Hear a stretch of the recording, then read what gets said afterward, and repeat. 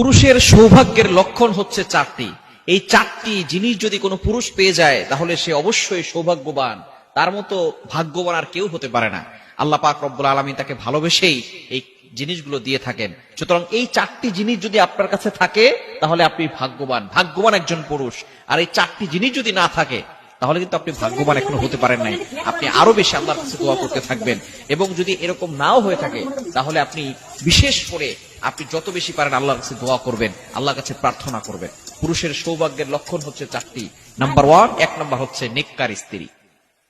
আর দুনিয়া কুল্লুহা মাতা, দুনিয়ার সবকিছুই সম্পদ, তার ভিতরে সর্বশ্রেষ্ঠ সম্পদের নাম হচ্ছে নেককার স্ত্রী।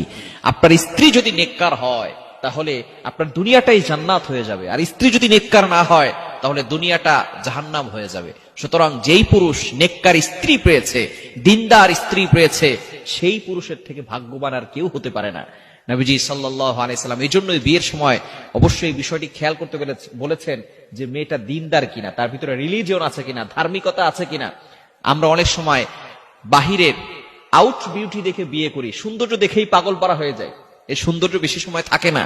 1 বছর 2 বছর পরে যখন সন্তান 3টা 4টা হয় তখন আস্তে আস্তে সৌন্দর্য নষ্ট হয়ে যায়। কিন্তু ভিতরের ব্যবহার এটা আমরা দেখে বিয়ে করি না। আপনার স্ত্রীর ব্যবহার যদি ভালো না হয়, সুন্দর স্ত্রী পরকিয়া করে, ওই ঘরে কোনো শান্তি আছে? সুন্দর স্ত্রী ছেলেদের সাথে কথা বলে বেলায়, সুন্দর স্ত্রী স্বামীর সাথে ভালো ব্যবহার করে না, এই স্ত্রী দিয়ে স্বামী কি করবে বলেন? এই স্বামী মানসিক ভাবে চাপে পড়ে যায়। আস্তে আস্তে পরবর্তী সময় দেখা যায় সে স্ট্রোক করে, ব্রেন স্ট্রোক করে, তারপরে তার বিভিন্ন ধরনের হার্ট ব্লক হয়ে যায়, বিভিন্ন ধরনের সমস্যা হয়। সুতরাং স্ত্রী যদি নেককার হয় তাহলে সেই পুরুষটা হচ্ছে সৌভাগ্যবান পুরুষ, ভাগ্যবান পুরুষ। নাম্বার 2, দ্বিতীয় নাম্বার হচ্ছে প্রশস্ত একটি বাড়ি। যদি আপনার প্রশস্ত একটি বাড়ি থাকে, থাকার জন্য সুন্দর একটি বাসস্থান থাকে, তাহলে আপনি হচ্ছেন সৌভাগ্যবান একজন পুরুষ। দ্বিতীয় নাম্বার হচ্ছে একটি যানবাহন যেটা দিয়ে আপনি চলাচল করতে পারেন। যদি আপনার নিজস্বভাবে একটি গাড়ি থাকে, যে গাড়ি দিয়ে আপনি চলাফেরা করতে পারবেন, আপনার স্ত্রী, আপনার সন্তান, আপনার মেয়ে, আপনার ছেলে সবাই একসাথে চলাফেরা করতে পারেন, তাহলে পর্দা মেইনটেইন হবে। যদি এরকম একটি যানবাহন আপনার কাছে থাকে তাহলে আপনি সৌভাগ্যবান পুরুষ। এবং 4 নাম্বার যে লক্ষণ সেটা হচ্ছে নেককার প্রতিবেশী। আপনার প্রতিবেশী যদি নেককার হয় তাহলে আপনি একজন সৌভাগ্যবান মানুষ।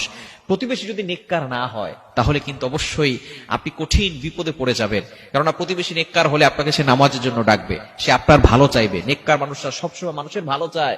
নেককার মানুষরা কখনো কারো খারাপ চায় না।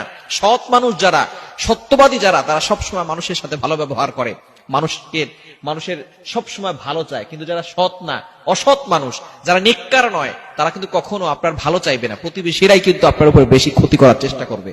সুতরাং প্রতিবেশী যদি ভালো হয় তাহলে